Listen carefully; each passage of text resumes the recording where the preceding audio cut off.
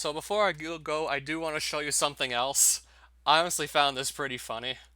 I just went like, what? As soon as I saw a mention of this. Turns out Vice was talking about one of those guys who built Super Mario ROM hacks a while ago, but it was nothing about the Super Mario ROM hacks. I recall they didn't really talk about that in the article on Vice. But no, this guy's a musician. Okay, so I'm assuming this is the same person. I'm assuming this is Arcanibus Brooks. Yeah, the name's just familiar because this guy used to drop by my live chat sometimes. I think he also asked me like way back about some Super Mario ROM hacks he wanted me to play. Cause yes, he did ask me a couple times to like play some of his Super Mario ROM hacks, which eventually I did. And he just has this way of talking. I don't know how else to describe it as being excessively verbose.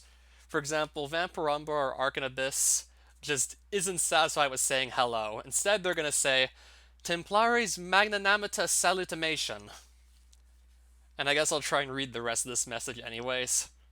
Just inquisitorial if thy gregariously predominary presence be venerably concordant playing my Nova's hack, Transylvania Tale, Realm of Noctum Eternus. I think I actually did play this one, and I played another ROM hack he made called. I'm trying to remember what the name of it was. I just looked at it like 30 minutes ago and I already forgot. Or maybe like an hour ago. I just looked at it like an hour ago and I already forgot. Kingdom Elementum Fantasia, something like that. Because vigilantly auscultated to thee, unshadow my hack's colliginous nomina in recent video of Wakana's hack, amidst thy convivial chronological conglomeration of SNPU hacks, would internally be honoraritous gratification is all. And I love how he just ends the message with cheers. You got all this excessively verbose dialogue and he just tops it off with cheers. And yes, Vice did write an article about Vancouver's Dark Lord of Karaoke. When he stands at a microphone, Arcanibus Brooks is beyond mortal. His fans even chant his name. Yup, this is probably Vampirumber here. As in the guy that made some Super Mario ROM hacks that had this excessively verbose means of speaking. I mean, just from what I remembered seeing when Arcanibus Brooks was just chatting in some of my earlier live streams, he also sounded a lot like Vampirumber, so I'm just assuming it's the same person. That plus, that plus Burnaby is in Vancouver. No, I mean Burnaby is in British Columbia, so is Vancouver. So I think it's safe to say they're the same person. I mean, they both share that style of speaking. Arcanibus Brooks' black leather trench coat pools on the floor around the chair he's sitting on. The crisscrossing of metal chains at his waist hang over the edge of the seat. Studded armbands glint under the soft recessed lights of 12 Kings pub. Well over 6 feet and clad in all black garb, with only his face visible from under his hood, Arcanibus sticks out like a pallid, vampiric thumb in a room that looks like the results you'd get from Google image searching the words sports, bar, bro, and testosterone. But only the uninitiated think he didn't belong here. At 12 Kings, Arcanibus is King 1 through 12, especially on Saturdays because today is the Lord's Day. What the uninitiated don't realize as his statuesque form rises and makes its way to the microphone, where DJ has queued up Judas Priest's Victim of Changes, is that Arcanibus Brooks is the Dark Lord of Vancouver karaoke. Like, I see he has a really good taste in music. Easily, like, one of my favorite, if not my favorite, Judas Priest song, Victim of Changes. It's a classic. Knightly obeisances, sire. Arcanibus says as a big mitt emerges from his trenchcoat and envelops my own. Around us is chaos. The Tim Hortons he has chosen to meet at. Somewhere in the heart of Richmond, BC, is teeming with cooing, crying babies, gossiping elderly folks, and kids glued to their cell phones. How many kids aren't glued to their cell phones these days? It is a surprisingly raucous scene. Wait, why is this not showing up on screen? I didn't even realize that. Why is this not on screen?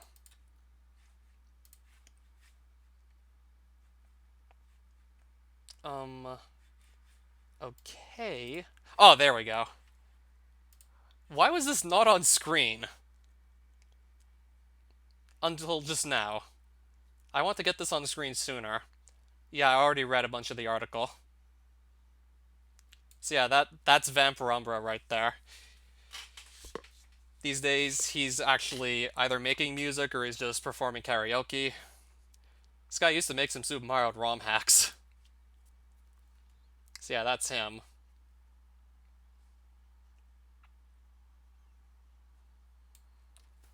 Alright, so sorry about that. Let me continue reading, because I have to read the rest of this. I gotta see this.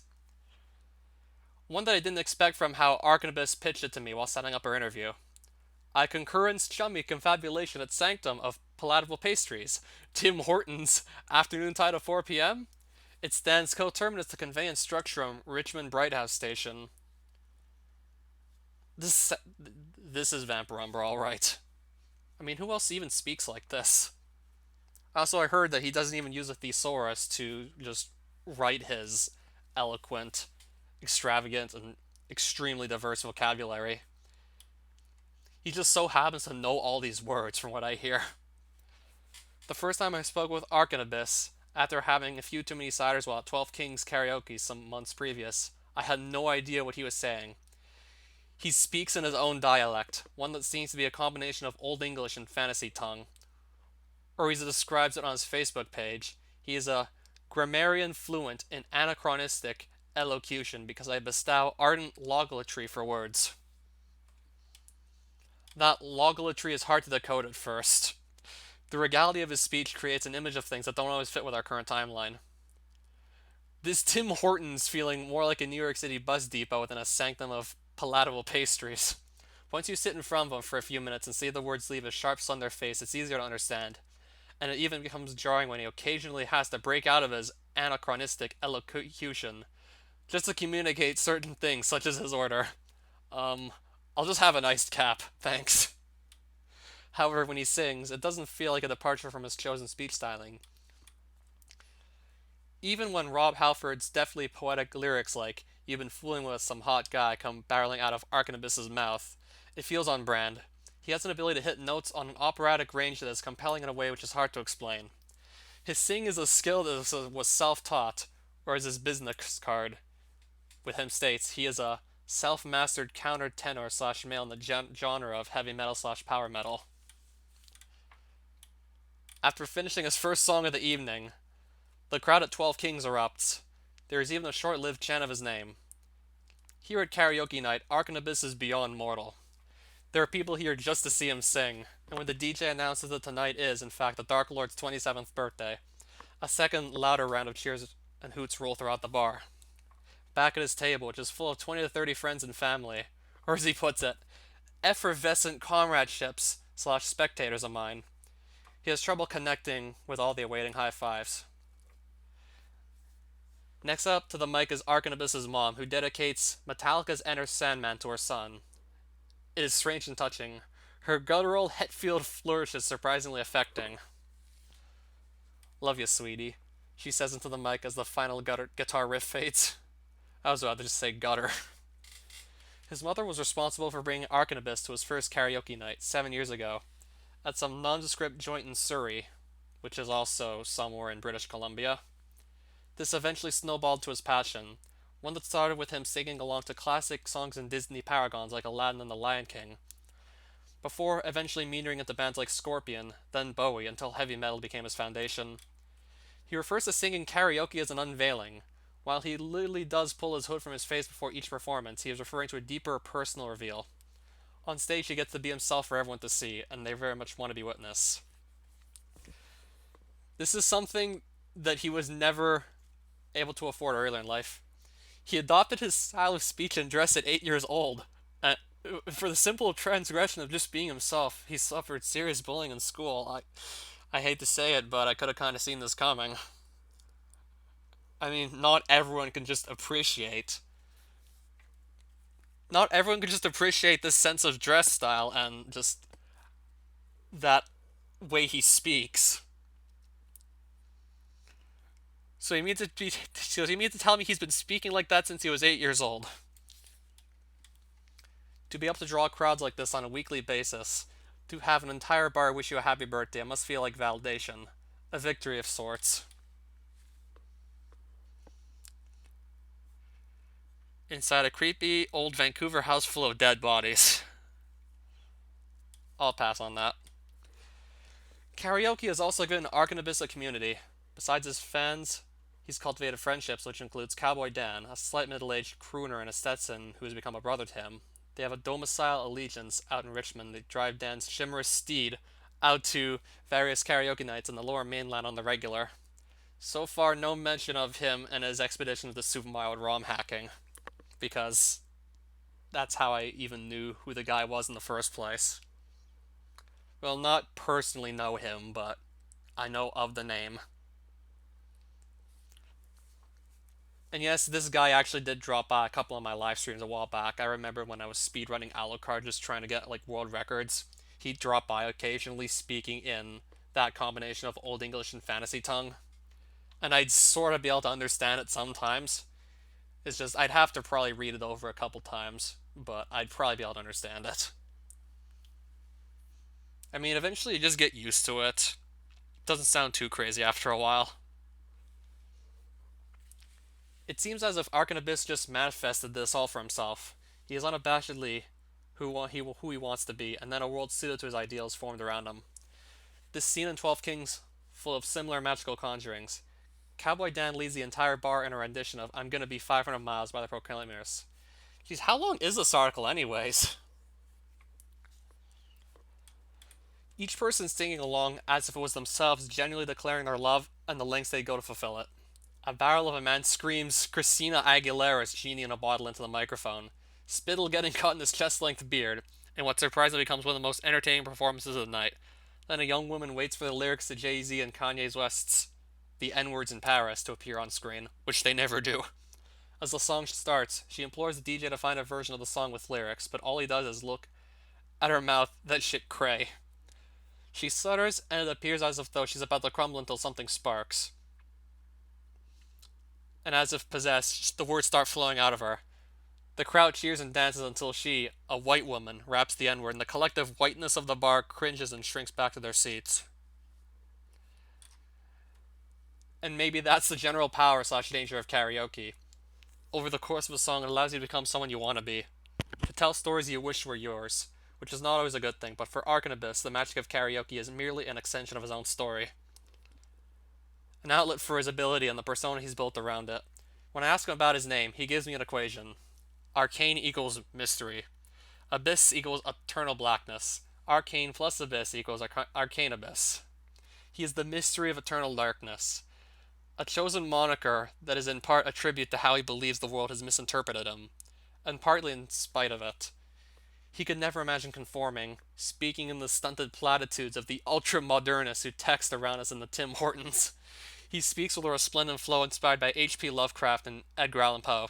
His pop idol is Cthulhu, Arkanabis the figurehead of his own cult of 12 Kings. From across the table, Arkanabis' mother pushes a gift into his hands. We got you something. Open it. He does, in silence. It's a wind chime, she explains. You can put it up somewhere and around your place, by a window or something, it'll make noise. Do you see what it says on it? Be the change. This moment, overheard by a friend before I arrived on Arkanabis' birthday night, is fitting, if not paradoxically apt. Like most people, I first found out about the Dark Lord of Vancouver karaoke secondhand. I found out about him through Super Mario ROM hacking. Unlikely, but just so happened that that's how I ended up knowing of him. Well, I don't know him personally. At first, just small details from a friend describing the site, the atmosphere he creates. Eventually followed by an Instagram video he shared with glee. Specifically, he was asking me to play some of his Super Mario ROM hacks, some of which started off looking terrible, but eventually they started to look halfway decent. I mean, we usually all suck when we first start out ROM hacking any game. Then I saw him in person and was taken aback by the man's passion for his craft. His full-throated, self-mastered, counter-tenor commitment. Now I regularly go to karaoke night with my friends. Something I never did before, and we have a great goddamn time. That's because of Ark and Abyss, and I'm sure it's something he's inspired many, many others to do. He has been the change by simply not changing for others at all.